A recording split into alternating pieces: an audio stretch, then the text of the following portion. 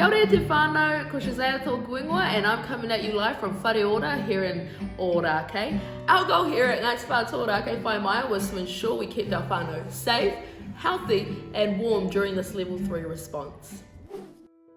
Part of this level 3 response included distributing over 2,000 hōtoke hampers to our whānau throughout Aotearoa.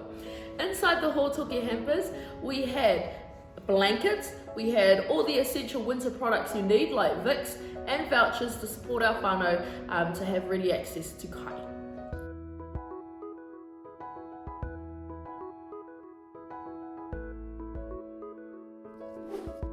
Another way we responded to level 3 was our Ōrākei Health Services became a designated Covid-19 testing clinic, not only for our whānau but the entire community.